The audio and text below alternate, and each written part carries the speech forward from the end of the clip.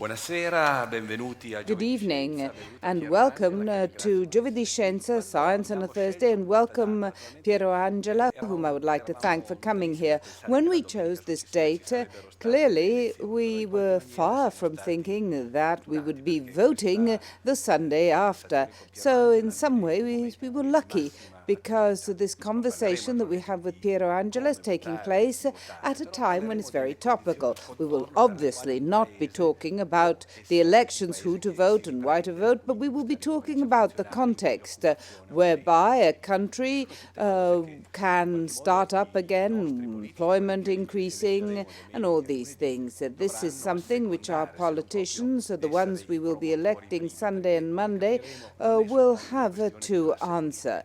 If not promoters, because it is not only a problem of political class. Certainly a good political class and a leadership is a plus, but very often it's the outcome also of a country which is working properly. So you have to understand what the cause and effect are. Can I say something? Can I add anything to Piero Angela? Well, first of all, he is one of the founders of Centro Scienza, and he is the father of Giovedì Scienza, Science on a Thursday, which you have been attending for 27 years. And the other thing which I like to say, I'm just going to say some of the least important things, because we know the important thing, 3 million books translated in many languages, but I would also like to say that he graduated in Turin and he has a honoris causa degree here in physics.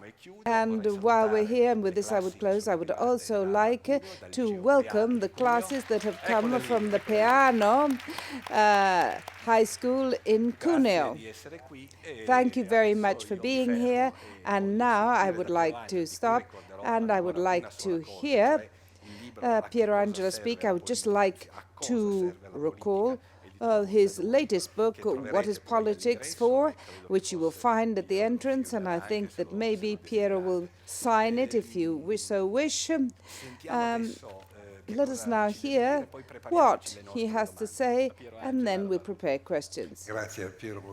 Thank you very much, Piero Bernucci, who is one of the most famous popularizers of science. We worked with Quark in the past, and I admire you as a person because he is a very not only a journalist and a writer of books.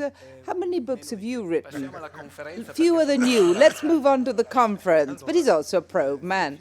Now, yes, I believe that we all wonder what politics are for. I wrote this book, but these are things that I have been thinking of over many years, years of experience in different fields, but also in economics, to gain a better understanding of why Italy is in the situation that we're all aware of.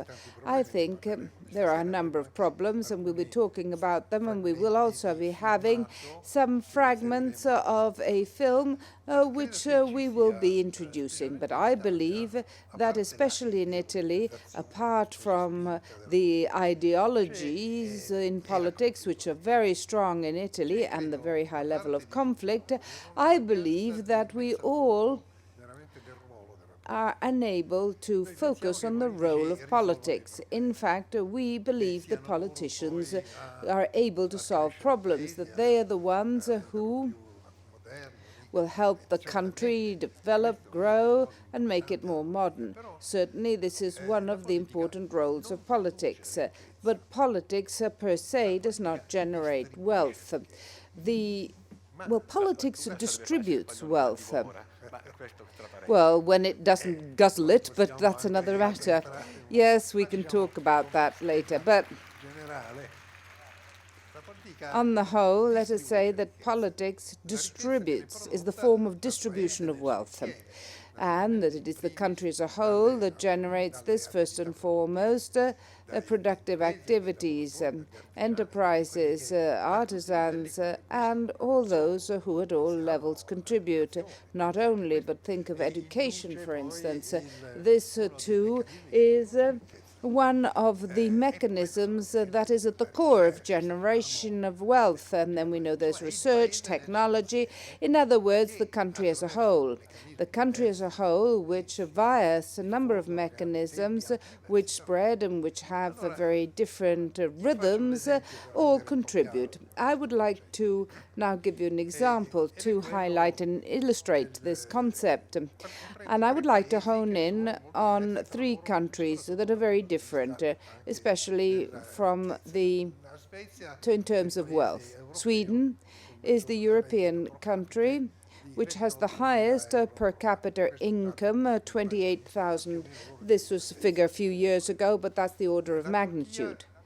Then Turkey, which is around 10,000 euros. And Burundi, 200 euros a year, which means about 60 cents a day.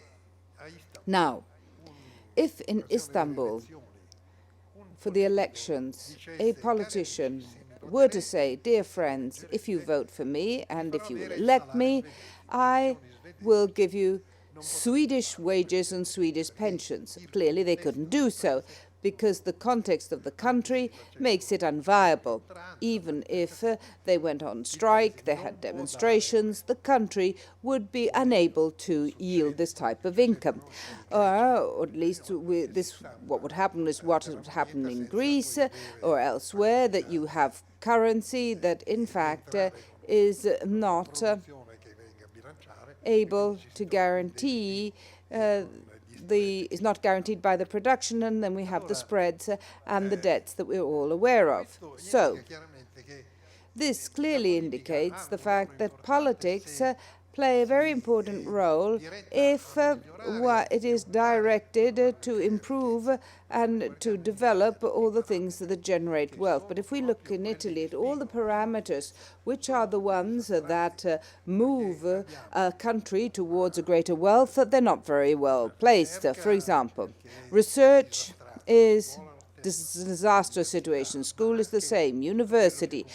But also all the things which contribute to the spread of information, of modernity. The parameters, and we'll see some of these as far as the appeal of a country is true, because if a country fails to attract resources and investments, then it is clear that it will be facing major difficulties. So we have this aspect which is completely left aside or forgotten. Very often it has been said in the course of the election campaigns that you people talk about personality, struggle, power, taking sides, but you never talk about things, the objects of politics. When you talk about things, you promise things on housing, education, pensions, for example, unemployment. Now, unemployment, in fact, is the result of the inability of enterprises to meet a challenge which has become a global challenge and where we're lagging behind due to a number of different elements. So, for example, a plant grows and develops because the soil is fertile, because you add water, you add fertilizers. Now, in this case, you want fruits without putting what you need in to get the tree to grow. The other example I'd like to give to better illustrate my point is the so-called general example. If in Holland there were a major tsunami whereby the lowlands, the polders, were flooded with salted water, and we have 2 million Dutch people who have no land and no housing, we could move these, say, 2 million Dutch people in another part of the world. What would we find after if we moved them to another country where there is no one? Would we find universities and campuses after 25 years or nothing? For example, we don't know, but let us say what happened in Germany. Germany, after the World War, was completely destroyed, but 25 years later, it was a thriving country. So people are the software of a country. It means rules, the ability to put the right people in the right place, innovation, knowledge, education, culture, the ability of a country to understand changes, the very fast changes that are taking place in the world. I have been thinking of a book over the past few days, a book which was published by MIT. Two researchers wrote about it. It's called The Race Against Technology. We have a lot of technology which is completely changing the world and our economics, and we haven't fully appreciated this. And unemployment is also due to the fact that machines are replacing human beings. This is becoming true. I mean, in the 30s, Keynes was saying this, but then it appeared to be in the distant future. Now it's here to stay. When I see debates on television, talk shows, when I read the interviews with politicians, I'm really worried and concerned by the fact that these people think that they're still living in the 20th century, when these were but inklings of the future, while now they're pervasive of all the areas of education, information, etc. Now, this is the context, the framework, and in the book I've written, I've been trying to understand for each field where things aren't working. Now, we are aware of the fact that there are issues that we have been tackling for years in Italy, because Italy, compared to other European countries, had a more complex history. We have a rather backward agricultural society till not so long ago. My father, for instance, I know that I was a rather late son, but he was born in 1857. He was a contemporary of Garibaldi, and there was high illiteracy at the time. In fact, people couldn't write. There is very interesting research and curious research on the marriage registries, 1870 roughly, where two young newlyweds out of three used to sign with the cross, and 3 girls out of 4. So that was a society where you use candles, and with a generation you move from candles to satellites. But this speed of change is something which creates a gap. It's a diverging gap. Technology and the ability to invent, to change things, but culture is unable to keep abreast. I think that this is the greatest problem, not only for us, because it is especially strong in Italy. I would like to start by showing you a short clip. Oh yes, the ability to attract funds and intelligence. Yes, in this case, it is not a matter of things that require decades or investments or I don't know what. It's merely something that can be done in a relatively short time. So I would like to show you this clip.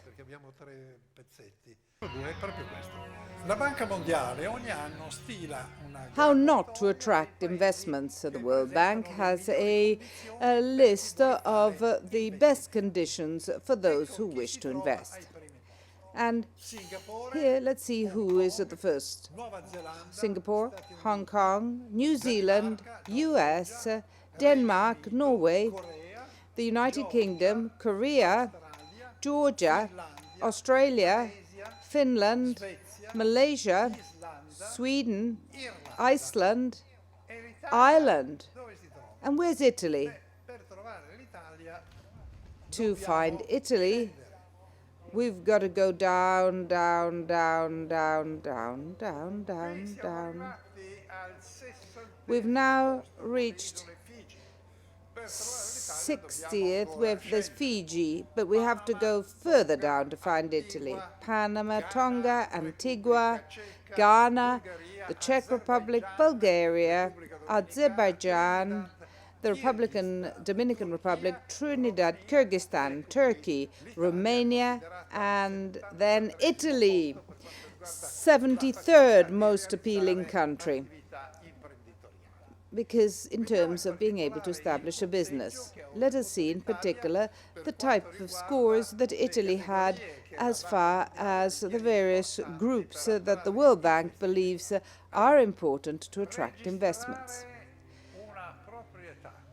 To register ownership, 39th. All right, here you have the attention for investors, 49th.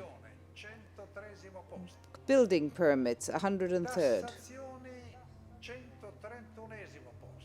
Taxation, 131st. Power connections, electricity, 107th. How to obtain a credit, 104th place.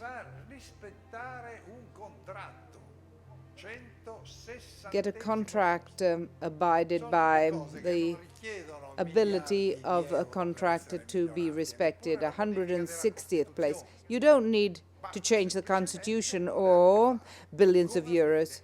It's simply a matter of wanting to do it, as happens elsewhere. Of these, there's one missing, which is very, very important in Italy: organized crime and corruption, which sees us in top position. Now, but how can you be competitive in these situations? Now, I've never heard a politician being involved in this. These are things that can be solved.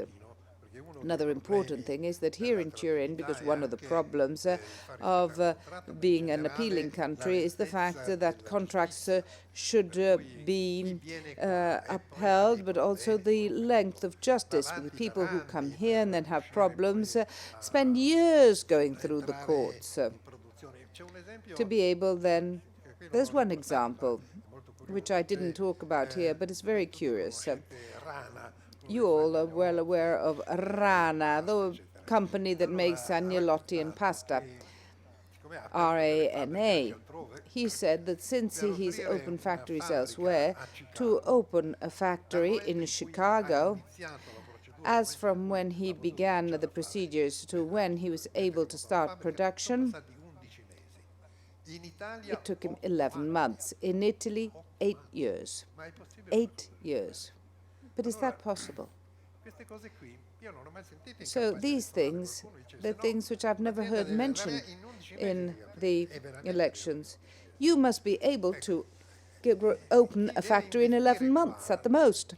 Those who have to invest here, if they have to open a chocolate factory or something, they're not going to do it because 8 years is too long, when we also know that in Italy there's also corruption, there's organized crime and the like. So these are major problems, but others can be solved. Now this leads us to think about what we should be involved in. For instance, everybody has their own proposal, but these are the real problems where, beyond and other than one's political orientation, well, politicians are a bit like bus drivers. They're the ones who decide where you go, turn right, turn left, forward, at what speed. But if they haven't got a bus, if their tires are flat, they can't go anywhere. So in this case, I think there's something else we could move on to, that is to say, education. But I wanted to add something about Turin. There's something very interesting in Turin. We know that there are courts have a backlog of cases going on for years, postponing and so on. Well, here in Turin, the president of the Court of Appeal, Barbuto, 2-3 years ago, introduced a system to accelerate and bring on the various ones. And in Turin, there is no case that had been that lasts more than 3 years, while in other places there are many, many more years. You know that this clip I've just shown you is from a program that was called Coming Out of the Tunnel, which I was on air last December. Well, Barbuto, the president of the Court of Appeal, he didn't change anything. The law's the same, but he, with a goodwill and with a bit of intelligence, he managed to do something. Sometimes regulations are enough, rules and bylaws. Exactly. And then we were talking about education. Is it possible that our country, which, where there are very many intelligent people, is one of the last as far as education goes, and as far as universities go too? Why? Why are we not more concerned with it? We know that there are some problems because if you introduce merit, you go against the series of problems, but we will have to do something. So this is, again, from the same program, a clip on the crisis, which shows the situation, not only the Italian one, which is quite well known, especially with those OECD tests, which are called the PISA tests, the PISA scores, but also to see what happens with the top ones. Amongst the top 5, and this is a test which was measuring the education at levels at 15, carried out in a number of different countries of the world, including Italy. And in the top 5, 4 are Asian countries. So this says a lot about how these emerging countries have focused on school and education, and I will be telling you something about that later, and obtain this success. And these are not, as it is explained in the clip, these are not quizzes, the PISA score. They were carried out, studies that were carried out with great care to assess the ability to think things out, the understanding of a text. Because in Italy, for instance, there are other tests which concern the general Italian population and the cultural level. They were carried out by a Canadian Statistics Institute 2 or 3 years ago. Such tests highlight how the level of education in that case was classified according to 5 different criteria. In Italy, there are 2 million people who are below the last level. That is to say, that's semi-literate. Well, there again, but then there's 33% are in level 1, which means risk of being illiterate, just above illiteracy. Then another 33% level 2, and the third is the one that are mediocre. That is to say, according to this statistics, 71% of all the Italian position are mediocre or below. Of course, you have to really consider these statistics carefully, because they're worth what they're worth. There's full of people who are very intelligent, who are very good and able, who only attended 2 or 3 years at school. But if you compare it to other countries, you'll observe that the situation, in increasingly so, where the software, education, intelligence, and reasoning, and planning, managing new technologies is essential, these are in difficulty. In fact, in these tests, which concern students, in 1973, I then had I managed the second channel news, special news, which was called the Why News, because it was all about questions. And for the first time, one of these tests was discussed, the same Canadians who were doing it now, where Italy was in a very bad position. And one of the things was that if you get people to read a newspaper article, and this also concerns adults, but a very simple text, a news report, and then you ask people to summarize it. Well, Italy, in terms of the understanding of a text, was placed very low down. So I asked a reporter to go around, and he said that he spoke to a professor who said the understanding of a text. We haven't got this subject. At that point, it was pull our hair out. It is also true that you are able to interpret and so on. but we're really beyond it. So we know that things are not as disastrous as they appear to be in Italy, but that things are very mottled. It's a very mottled picture. So let us now see what this clip has to offer, and which explains what is happening in the countries that are top of the list. The PISA OECD program measures the education levels of 15-year-olds in the most developed countries, but they do not simply see whether they have knowledge, but the ability to interpret and to rethink a text and to use it for a precise reason. In maths, for example, the ability to reason in quantitative terms and to use the tools to describe and foresee. For science, the ability to ask the right questions, to understand natural phenomena and draw conclusions with a scientific basis. In other words, the PISA program verifies whether youngsters know how to apply what was learned in the real world.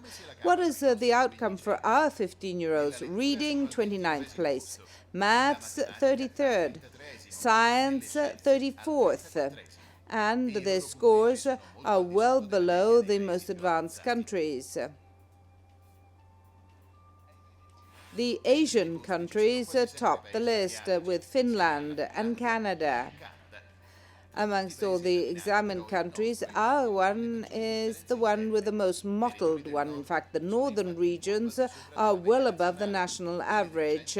Center is average, and the south, with the exception of Puglia and Abruzzo, are well below. It's a problem of expenditure. In fact, if we compare this and compare the data for 74 countries, the expenditure per student is not the only one to account for the difference. For example, Israel, Portugal, the UK spend very little but obtain a lot. But Luxembourg, for example, or the US, Belgium spend a lot but get very bad results.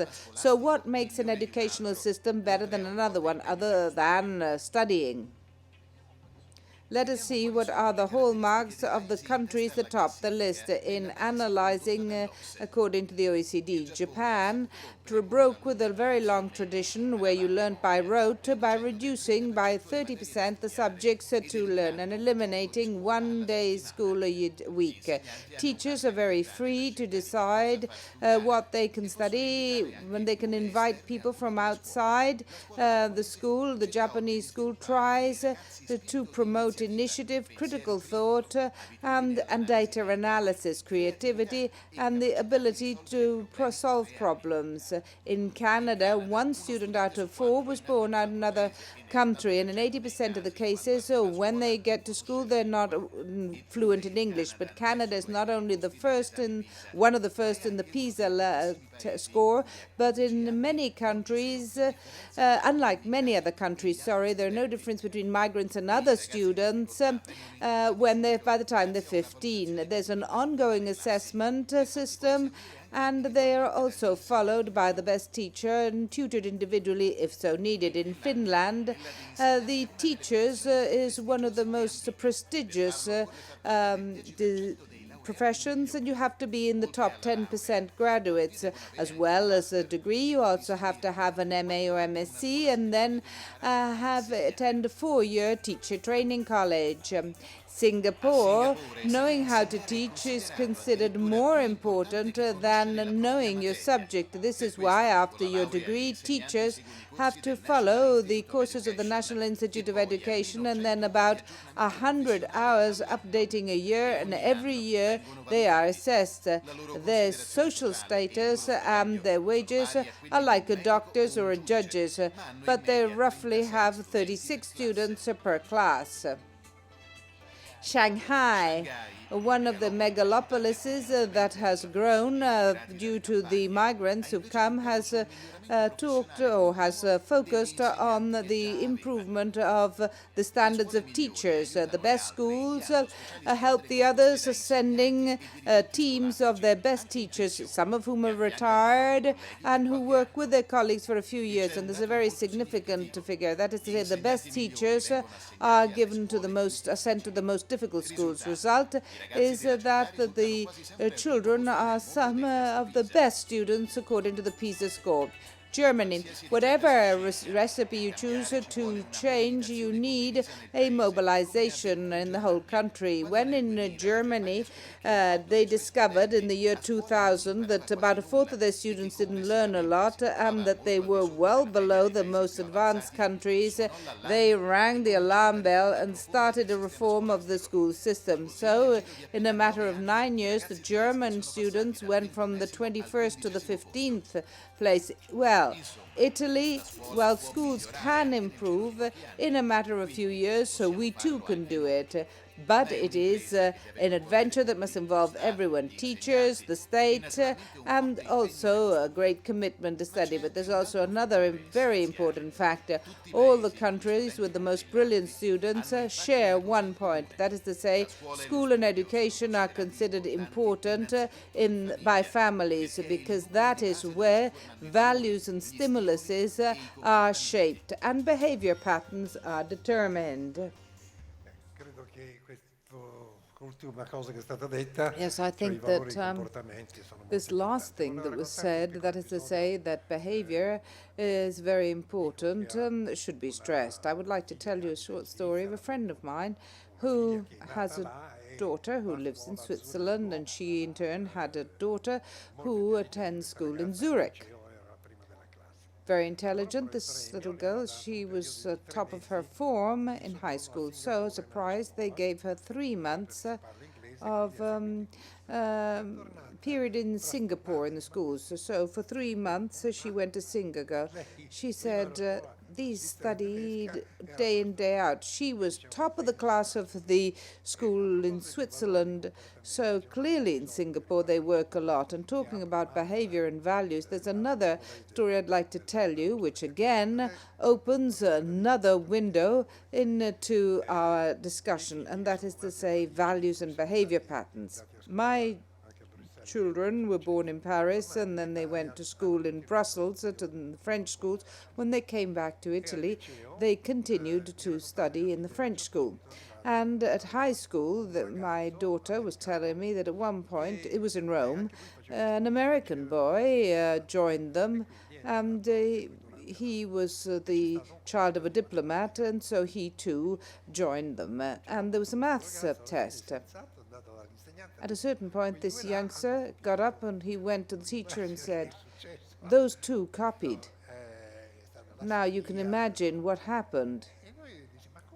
He was called a spy, and he said, "Well, I did my duty as a citizen." That was an excess, because we all copied something from somebody else. I think you went to the D'Azeglio too, didn't you? Well, I had a very, very good final result, but I did copy my Greek translation. Yes, one of the things we did is that we would, during the exercise, you would go and put the answer and throw it in the bin, and then somebody else would go to the bin and collect it. But I'm going to change the situation now. Now, imagine that there is a class paper, but no longer in class, but for a job. Now, at that point, two who copy or others who've received a help are going to steal somebody else's place. And you see that at that point, the situation changes again. And at this point, we get to the situation which we are aware of in Italy. Italy, our society has very, very beautiful situation, beautiful country, lovely people, but in the end, we have some regular shortcomings that undermine us. Let me tell you a story about this. It gives you an idea of social control, in that if people behave badly, it's not that you're considered intelligent, but somebody who behaves badly. When we were living in Rome, my children were tiny, we went one Sunday to have a picnic in a very beautiful area close to Rome, in southern Tuscan area. It was a valley with a little stream, and we were having a picnic, and with us there was an 8-9-year-old Dutch boy who was a friend of my son Alberto, and there was somebody fishing, and close to it said no fishing. So this Dutch boy, without saying anyone, said, and he said to the fisherman, "You know that you can't fish here, do you?"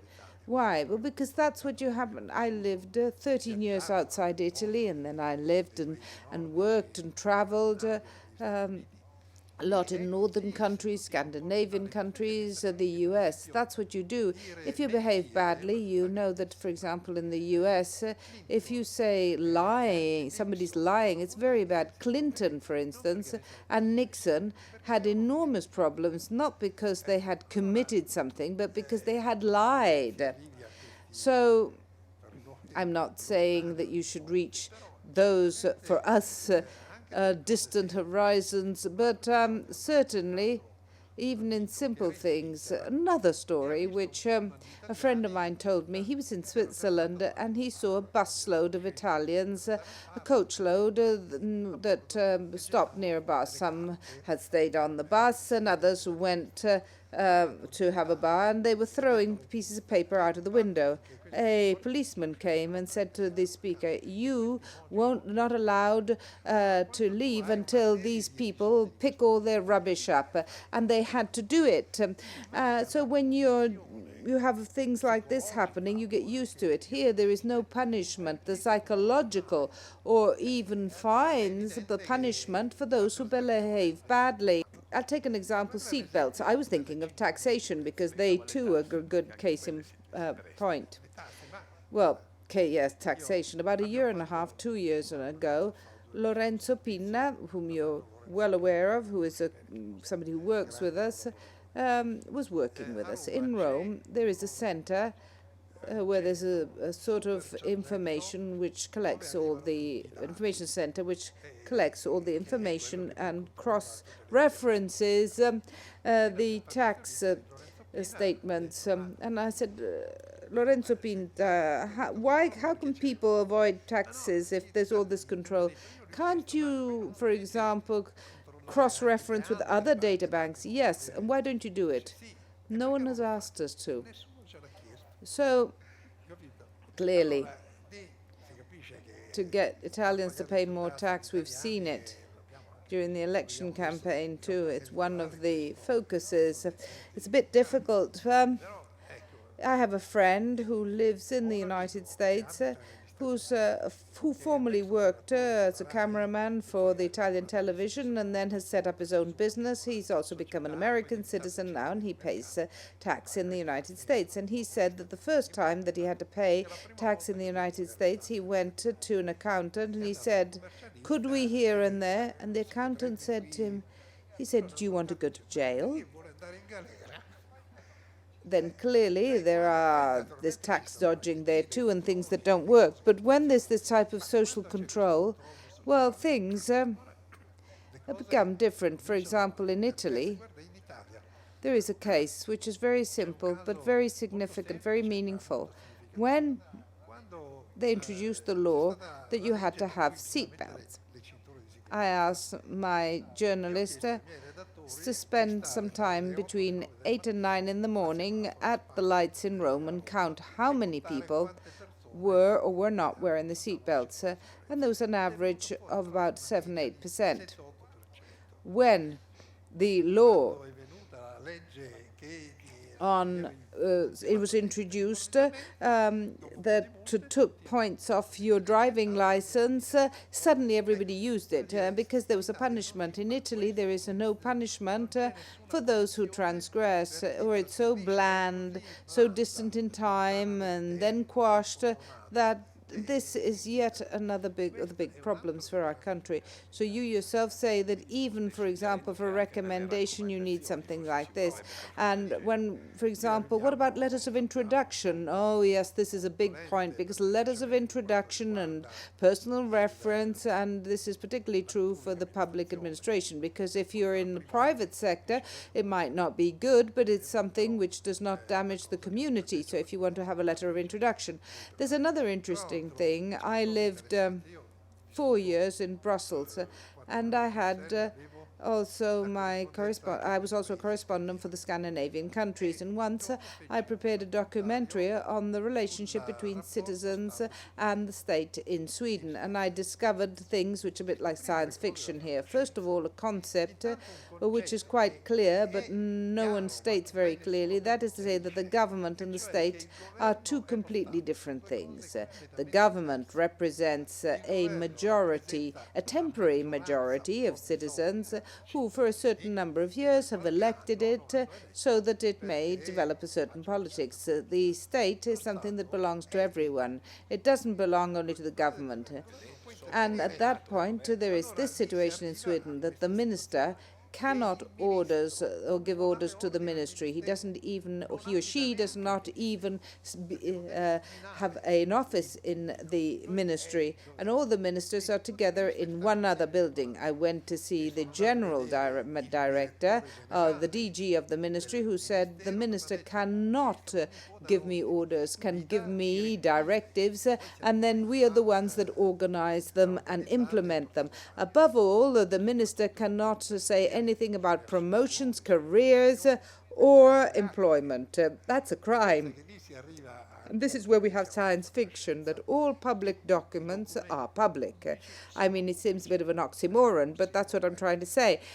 For example, even the post of the minister is published, is public. So I went with a Swedish journalist from an agency. I said, this is not possible. Yes, he said, come and see. And we went, I remember, to the Minister of Post and Telecommunication, and he said to the secretary, could you please show me the minister's post? And the secretary gave it. Not everybody that goes there to do it, but this is the paradox. It gives you an idea of transparency, which we're not used to. The cases in which this cannot happen are very rare, and they're included in the law. For example, military secrets, international treaties, also some of the things which have to do with tenders, which clearly have to be reserved for a certain period of time or are covered by a secret.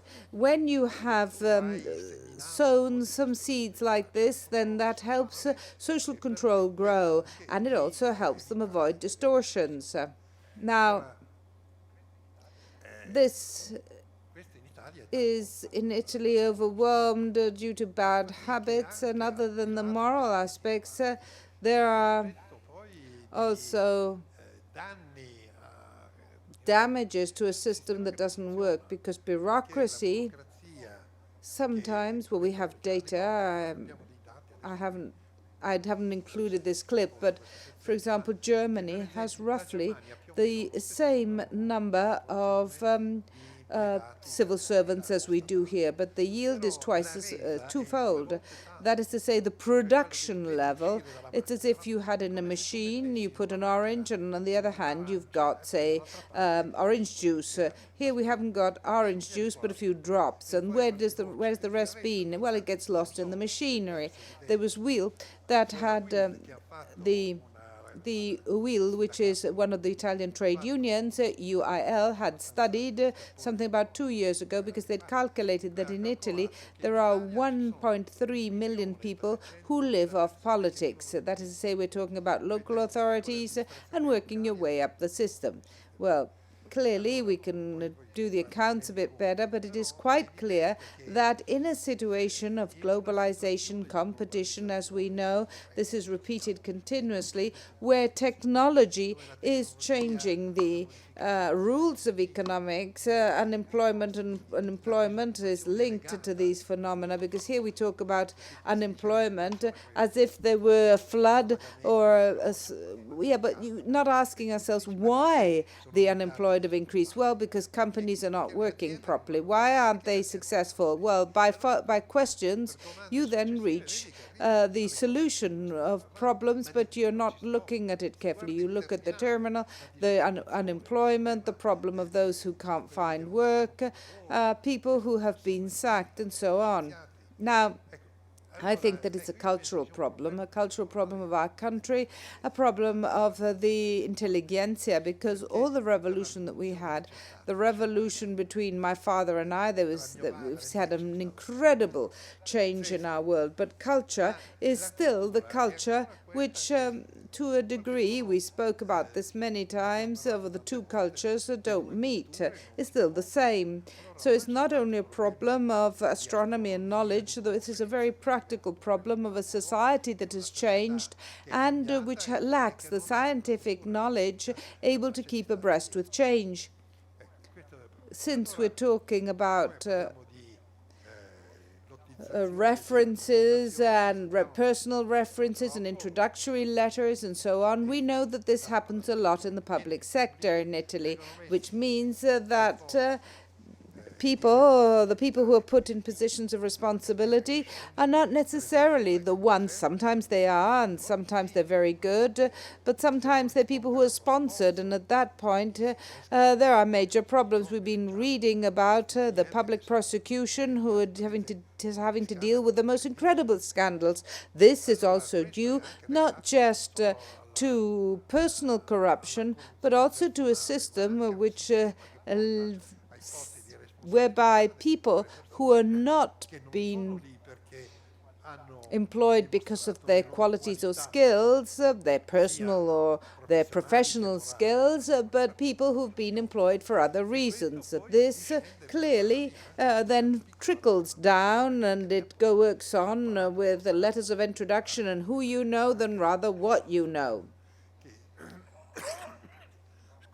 As we were hearing before in the clip, how, for example, in some countries, professors are paid very well and are trained and are selected. And this is a big issue, meritocracy in schools, because it's a very strong electoral lobby.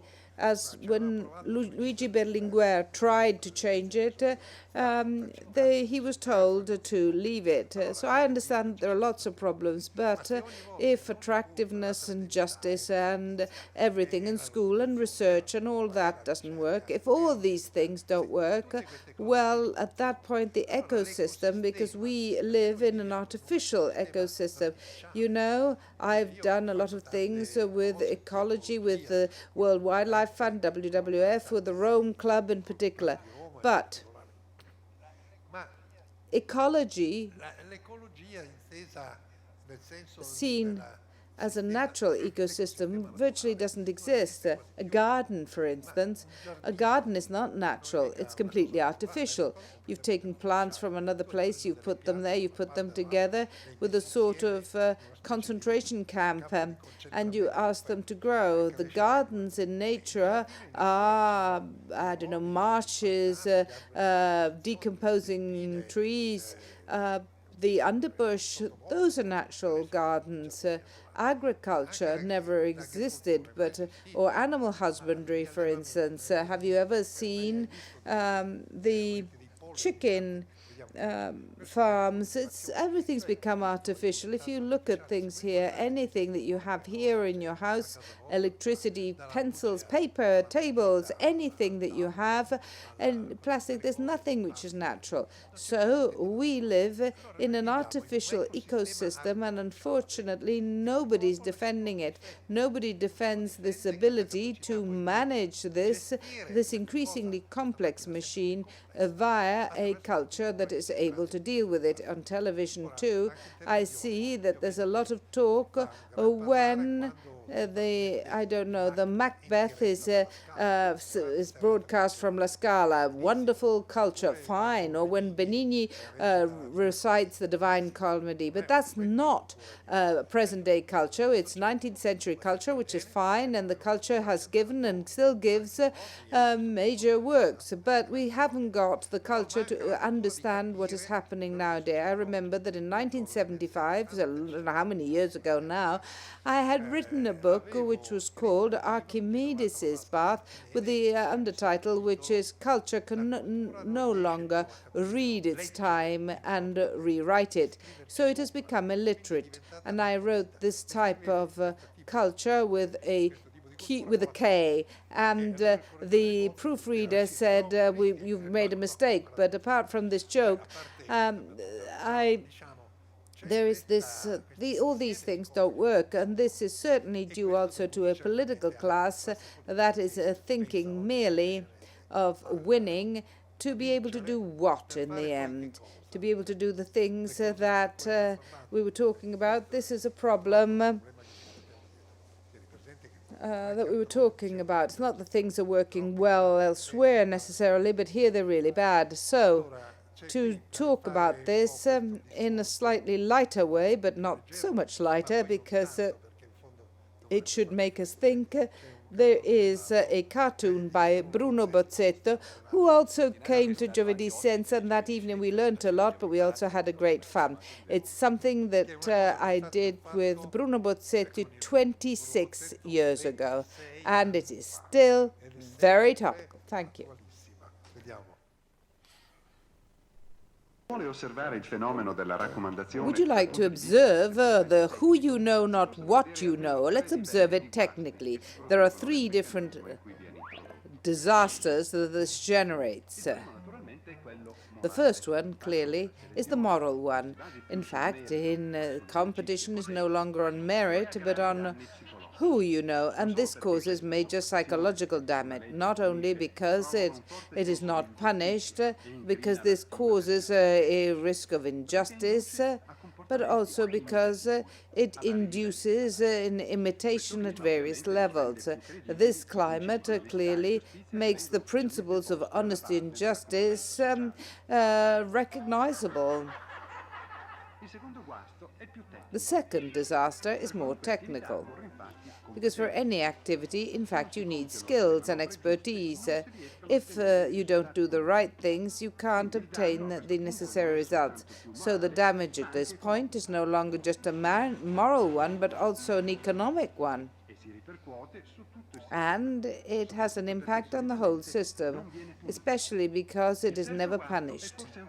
The third disaster is possibly the worst one. If, in fact, a career is not based on expertise, but on the fact that you are complacent, the machine could not be used, it may not be used in the interest of society as a whole, but in the interest of the sponsor. Efficiency, therefore, gives way to other needs with a greater erosion of the system. One might wonder what would happen in a football team if things went in the same way. Certainly, the fans would not accept people who couldn't play. International competition requires the right athletes in the right place. Very efficient, and a climate of trust that guarantees the team. Now we can move on to questions, but I would like to ask a question since we're voting on Sunday, and since I met here, and there's somebody who would like to get to know you, I met someone who wrote a book to analyze the different voting systems and the various rules of democracy. And I would like to understand what you think. Well, I mean, we all probably disapprove the current or existing, or the current election system is not very popular. Do you think there is a solution to this problem? Yes. I think this is the $64,000 question. We know that there is a general problem. When you say, well, BBC, well, the Italian Broadcasting Company, Well, if you applied the BBC rules in Rome and the vice versa, the BBC would always be the BBC and the Italian Broadcasting Company would be the same because it's the ecosystem. This is also true for electoral models, the people. In any case, you have to change the models, the rules, and also the morals, the merit, and so on. But personally, I think that there is an electoral system which I believe works quite well, and it is the municipal ones. The city, there's a mayor who is elected, and it is everybody's mayor, and he or she is everybody's mayor, and gives the stability to the municipal council and chooses the municipal government. I think we need something like that for the country too. This electoral system is called the porcellum, the pig-like system, because it makes it very difficult for you to choose the people, because you vote the list and not the people. But a proportional system, which might not be better, because we had a proportional system in the past, and we know about the quarrels, the remingling of majorities, minorities, changing majorities. This certainly gives a level of stability for a certain number of years, with the fact that the party who gets the majority also gets some extra seats. We saw the primaries of the PD, but also in cities, you have to identify a person who represents everyone and who becomes sort of shared. We need a mayor of Italy. It's not a solution, but I don't really see anything else that is better. And it's something that you do in all the large countries. In the US, and they have the president, who's a bit like the mayor of the United States. In France, the system is different, and there's a bit more conflict, it's a bit more messy, but there are very many rules. But rules are worth, if you abide by the rules, it's the players who count, and unfortunately we've seen who the players are. Thank you very much. Thank you very much for this answer. I feel I've understood that it's the French two turns with the sort of stability. You see, the person who has written this book is quite close to this. Well, in France, they have this problem that there are two types of elections. That is to say, the president who has certain powers, which sometimes are in conflict with the election of parliament, because they can give very different results. They have the solution with the cohabitation, as they call it, the cohabitation. So it's fine for parliament, but there's also that level of conflict, which is a bit strange. And thank you very much. And now let's have your questions. I think there is a roaming mic. I would also like to, again, say hello to Venice and ask them if they have questions too. And let me see if here, yes, there are some hands raised there. Innanzitutto è un onore essere qua a vederla finalmente di persona. First of all, it's an honor for me to be here and to see you in person, and I would like to ask you a question which I think many of the university students, in particular in the science faculties, have in the back of their minds. Should we run away or should we stay? Should we seek other countries where our skill and expertise and commitment is more recognized than it is here? Or should we try and stay here and try to change the situation? Thank you.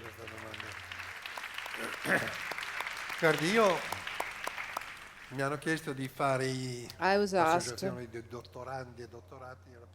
to create or to write a preface to the book on doctoral students. And the first one was called Brain Drain, Cervelli in Fuga, the people who left and trying to come back, and it was the story of life experience of the situation in Italy and abroad. Then the second one is called Caged Brains, and these were it was another book about the people who stayed. I know this problem indirectly, because even going abroad, I realized that there are some very good Italians, very many, who not only go out, leave the country, which is fine, but then you should be able to come back. And we know that it's very difficult to come back in Italy. It doesn't work because the university has the problems, not always, because in Italy there are also centers of excellence that work. But let me give you an example. Because the difficulty of coming back is very often linked to the fact that those who stayed are the ones who are queuing for a job. And so if you come from California and queue jump, well, the person who's been queuing slowly would be a bit angry. So I have to think about, the career paths. There was a geologist who's a friend of my son Alberto, who graduated in Italy and then went to Berkeley in California and did his PhD. And he studied for 4 years and did a PhD. Then he came back to Italy and looked for a job. And he competed for a number of jobs and was rejected each time. And I asked him, I said, why don't you try to find a job in Berkeley? And he said, because having done a PhD in Berkeley, I can't compete for jobs in Berkeley because there is the suspicion that I might be favored. So you see, it's a bit like what we were talking about in the clip. There's an ethics which is sometimes even written into rules, and it's very difficult. So staying or here or leaving, it's very difficult to answer this question, because we would instinctively say, let's stay here, let's improve the country, let's fight, let's do something. But in the end, you say, well, the people who left in the end have had a better life, not only in financial terms, because you don't become a billionaire, but in fact is happier with the work, with his work or her work, and the environment is better and possibly earns a bit more. So maybe I could talk to you about a personal thing. My daughter's son was a sort of mathematical genius, and he attended an American school in Rome. When he graduated from high school, he did a test that all the American students take, and the students in American schools take too, and he immediately received 3 offers from American universities because they were scouting for the best students to have a better result, so be able to get them to, of course, his business too, they're very high fees, but in any case, he decided to attend IT engineering in Rome, and then he was bored and said, these are things I know, I'm bored. So he entered a group making video games, very refined. They wrote the software for video games, and a friend of his who had already gone to the US, he said, look, that you don't need a degree. You need to know what you need to know. Well, he said, well, it's useless my graduating. And he wrote to a UK university where they make this very advanced software. And they said, yes, you can come if you'd like to, but you must be a graduate student. So very rapidly, he took the 3-year degree and he went to this university. At the end of the year, they took this group to a company near London that was working for Walt Disney, making software for Walt Disney, very advanced, and he applied, he took a test, and they employed him. At the end of the year, he saw that in the US they were establishing a group and they were looking for new researchers, and at that point he sent a CV, They sent him an airline return ticket, Los Angeles, London. At the weekend he went there. He took a 4-hour test, a maths test, and they employed him. Now he's working in the US, and he has been there for a year and a half, and he works in this small advanced software company, and he's very happy. And he's earning $7,000 a month. Now, they also give him bonuses. So if you're asking me, would I suggest to him to come back? Would I tell my grandson to come back? Well, no, because here he couldn't even study those things. He couldn't do what he's doing there. He was saying, look, Grandpa, maybe he was unlucky here, but you know, this software world is changing so rapidly that if you're not constantly on the cutting edge, you can't do much. Now, maybe this is a rather extreme case. It depends. It's like a violinist. If you have a passion to play the violin, you don't really mind whether you're here or there. If, in any case, you want to live in your country, you know that unfortunately, not always, because there are centers of excellence here too, but on average, the risk is that you will be frustrated. There are very many questions, so we'll take one from Venice now, and then we'll try to address some of the questions here. Venice. Good afternoon. Good evening. I'm very emotional about being able to ask Piero Angela a question, because I grew up with watching Quark and the programs by Piero Angela. So thank you very much for your illustration this evening. Very interesting for all of the guests here. And now the question. For those of us who want to stay in Italy and who would like to find new opportunities in Italy, the question is, the Italian ecosystem is within the European Union, but does it have any possibilities for development? Are there values and behaviors that to a degree will be promoted by institutions, European institutions, which cooperate with us, which monitor us from certain points of view?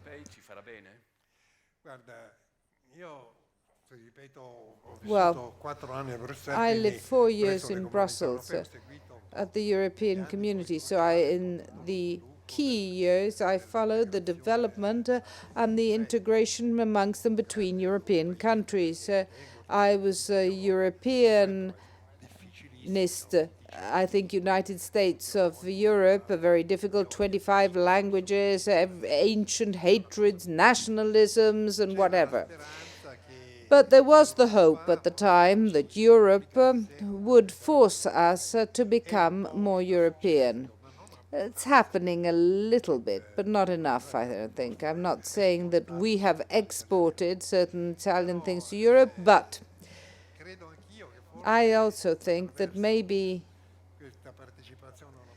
this participation in an international community where the rules are different, maybe what has happened, we can't do this because Europe, this happened recently, for instance. We saw this in 2011 with the new government because the European rules made it impossible for us just to get increasingly indebted without balancing our books. So that works a little bit, but on a moral ground, Europe can't impose morality. They can't bless us or give us ethical rules. This depends a lot on us. I don't know. Yes, constraints. I don't know with the new election of Parliament and the Senate. I really don't know what will happen with this injection of Grillo parties, the party belonging to the comedian Mr. Grillo, with Prime Minister Monti, who is a little bit like Mr. Grillo because he is having a new political approach, bringing a little bit of Europe and more civic understanding, I don't know what will happen. Certainly this is a challenge that we have to face with, because if we don't solve these things, we will not manage to do the others. I have noticed, and you talk about that story about the Swiss coach load, and they said you've got to pick up your rubbish, and it was only paper. I noticed that in Turin, but in the whole of Italy, they throw glass and rubbish and glass. We're spending, we're paying for the Kyoto Treaty, but how much rubbish have we been producing? And I think this is very bad. We must do something. Glass must be paid. You've given a very practical example where the recycling is very important. What do you think about recycling? And Lorenzo Pina, who wrote a book on this, and he was a quark, he's written a book on rubbish. And in fact, I suggested a title, Autobiography of Rubbish. And he was saying to me, especially going to the south, where you have these major problems of waste disposal, that yes, of course, we know there's the Camorra, the mafia, or the Neapolitan mafia manage it, but also people are not, for the reasons that we mentioned, don't know how to manage these things. So I would like to say, in Stockholm, rubbish is not a problem. In Naples, it's a tragedy. But it's the same rubbish. Why? So quite clearly, here, it's true that we have a higher concentration of density population, but Holland has a higher density. But they don't have a problem. We export rubbish to Holland, to Germany, and they make money out of it. Well, there's something that doesn't work in our software. If the problem is ours, it should also exist elsewhere, but it doesn't. Also with burners, if they're well managed, they're not a problem. They don't cause pollution. There are some in Denmark, in Spain, at the center of cities. But clearly, there are problems with incinerators. But here, we want everything in its opposite. For example, we know that in Naples, we are unable to select rubbish, glass, paper, and so on. Salerno, which is near Naples, works very well. So I don't think it's a problem of areas, but a problem of behavior. Our country must change the way in which it behaves. It must have rules and punishments that have to make more virtuous behavior possible. Another question. Sono due le domande. Good evening. Two questions. Come mai non introdurre nelle One scuole is, programmi di superquark? why don't we introduce the super quark programs into the schools? And the second is, why did you never attempt a political career?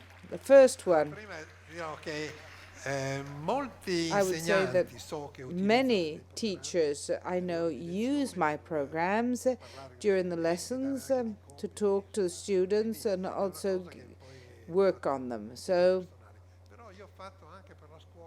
it's done by many teachers, but also for schools I've prepared DVDs for a publisher that is circulate them in schools. Politics?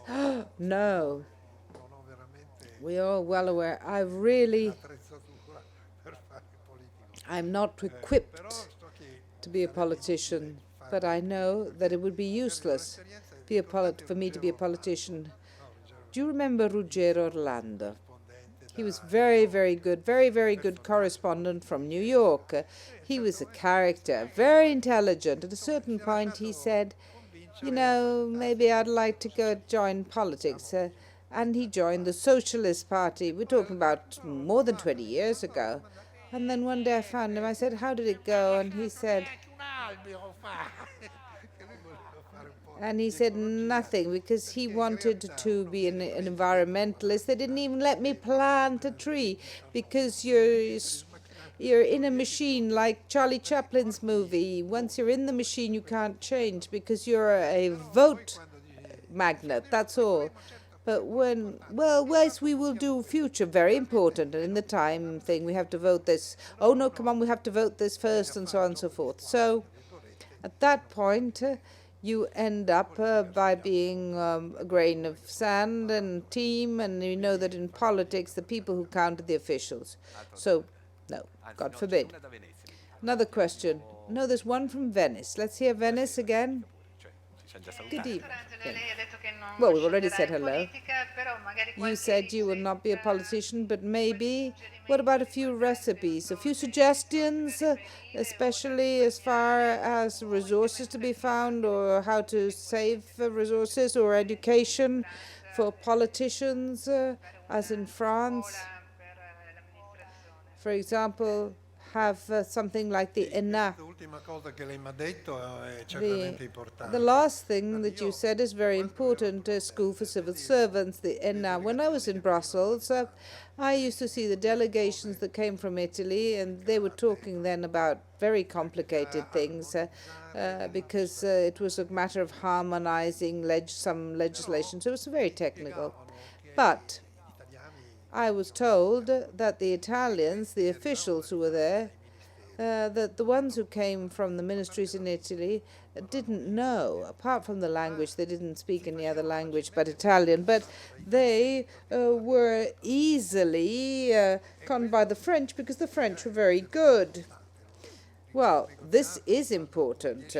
When you negotiate, if, for example, you manage to prevail, it's a big advantage. In France, France, up to the last World War, had a system, which we used to have too, of selecting for the civil servant with exams, competitive exam. Maybe here there was a few who you know rather than what you know, but still, that was the system. In the post-war, de Gaulle introduced another system with what is called the ENA, École Nationale d'Administration. The ENA, or ENA, is a postgraduate center or school, institution where the great managers train. Of course, there are others. There's also the École Polytechnique. So you see something very curious. That is to say that the Grand Commis, that is to say the great high top-ranking level civil servants and are ENARC, and a lot of the politicians come from the École Polytechnique, because in France there's a very interesting which is very different from Italy. I remember in the D'Azeglio, which was a classical school, it was the top school, and then the scientific liceo was not so highly rated. In France, it's the opposite. Our children who went to the French school in Rome, well, there as A is literary, C, which is mathematical, and B, and so on, streams. And they all want to go in the C, mathematics, because if they're not very good, then they go to the literary. So it's the other way around. So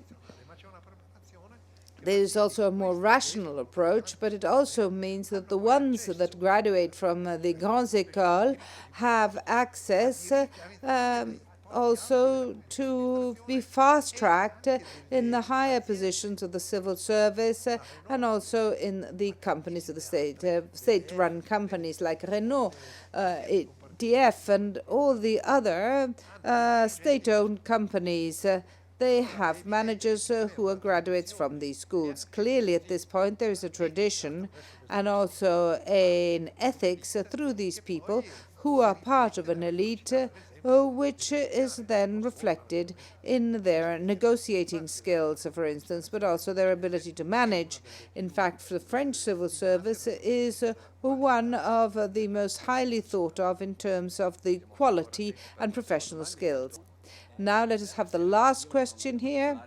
Good evening. I would like to ask a very specific question, which you've nearly answered. That is to say, I've noticed in the new students at university, I notice a difference between the type of education that students have had in high school. Do you think there is a very different type of education that the different schools offer? I'm afraid I can't answer this question because clearly they're specialists. But I can say that one thing, that Many years ago, I wrote a book which is still reprinted, which is called From 0 to 3 Years. That is to say, the mental development of the child in the first 3 years of his or her life. And there it is very clear that brains are not mass-produced as in fiat. They're very different. First of all, they're all different at birth, and this is lovely because it's diversity which is the wealth of human beings. But then they must be filled. It's a bit like a computer that then needs the programs inside. These programs are started by day 1 and even before, and by 3, in fact, you can see major differences. When students go to school, pupils go to school, you can see differences. So family is of the utmost importance in the first years of life to trigger some neurological system. A short example and a short deviation. Think if you take a little kitten and you put a patch on one of the eyes, after a few weeks you take the patch off, the kitten won't see anymore. Why? Because it failed to activate the visual system. This is true for kittens, but in a different way. It's also true for humans. All the culture, what you have in the family, in the people you see, in the books that you've read or haven't read, in your school friends, in schools, in teachers, and so on and so forth, is extremely important. So when you get to university, people, there's no equality because some people have already lost opportunities opposed to others. So we were hearing earlier on this rule that exists in the countries where the children get better results. That is to say, the family is strongly committed to this, and it's extremely important. They push youngsters to work, to develop a relationship with school and education, which is very different. So it is hard to say, to answer your question, who is most favored. Clearly, the ones who had better opportunities apart from individual differences.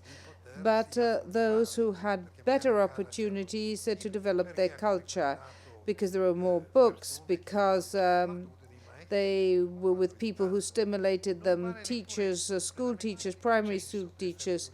I don't think that class is the only explanation, being richer or poorer. I saw that in this 0 to 3 years, there were some mothers who were well educated, who didn't know how to interact with the children, while very simple mothers that helped the child very much. So there are individual stories that are very different, but unquestionably, by the time you get to a university, these are accumulated, and it's a bit like a train that is moved onto one track or the other, and this does make a difference. Very, very brief question, and then we have to close. Good evening. Question I have.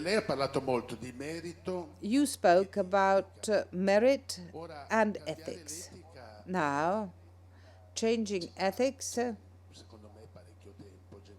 I think, requires time, generations. How can you solve this problem when science and technology is moving forward and society can't keep up with it? I'm referring to a book of yours that you wrote many years ago. I think it was called something about the crocodile, wasn't it? Yes. Well, as far as schools are concerned, you spoke about elites and merits, but don't you believe that it is also important that all the people should be as homogeneous as possible for the reasons you said at the beginning? I tried to summarize the questions. I don't know if I was clear. Well, there are a number of questions in this. I agree that ethics is something that you can't introduce by decree, but there are ways in which you can accelerate all this.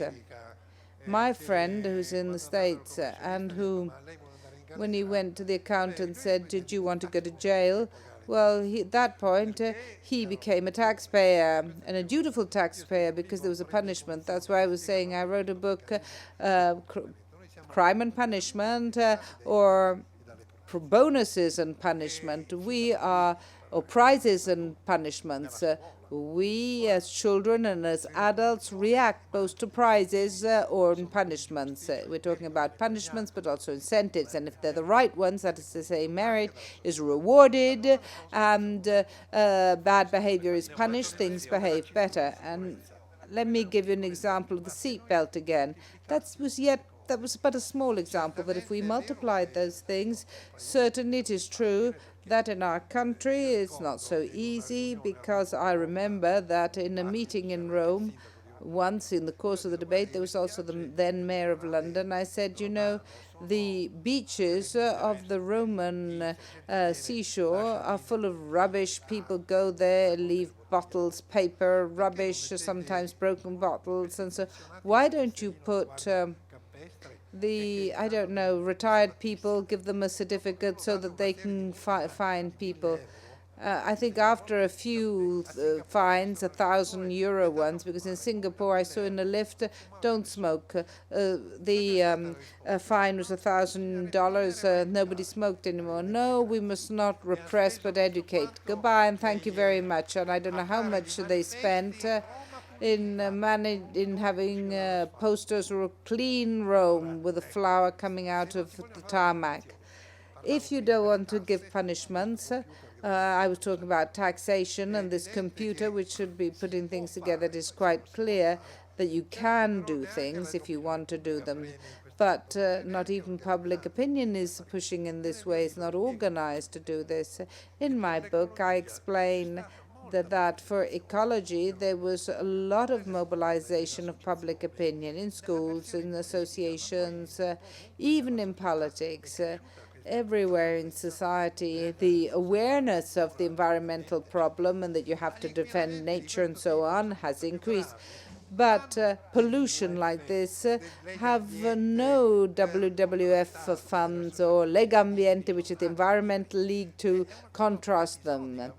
It's something one-off, and then there are people who try to raise a flag, but I think the audience, the population, the community, the associations must do things. The last point that you raised was, is it important to have all of Italians being educated? Well, or standardization. If you want if you turn to the statistics institute, where you see that northern Italy's income is higher than Sweden, while southern Italy's is below Portugal's. So we have two completely different Italys. We saw it as far as educational results too, but you can't obtain it in all fields. So if we fail to standardize Italy, and 150 years since the unity of Italy, but at least the post-war, there have been a lot of years. We've had policies, some were wrong,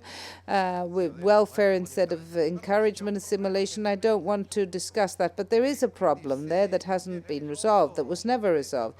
So if it has not been resolved, this means that we will also have two Italys, that are also politically divided, and there is a big north-south divide. This affects the average, because in the end, all the averages that we have in Italy, starting with the PISA test too, are the average for Italy. That is to say, where in northern Italy there is a situation which is comparable to other European countries. In the center, but especially in southern Italy, the situation is very different. And this is a priority. And it's not just a matter of employment or housing or wages. It's something, a cultural problem. And there, going back to the last point, but we haven't got time anymore, television could do a lot in all these areas we mentioned, and you've been doing it for the past few years. There are a lot of very good programs and reports, but possibly we lack this cultural circulation, that is to say, make suggestions. I feel that unfortunately the television is moving into a different direction because the fragmentation of the audience, which is true today, means that each television station has to seek for profit and through advertising, and this needs high audiences, and great audiences are for shows and not for things that might improve or give information and knowledge. Here again, we have a major problem with television too.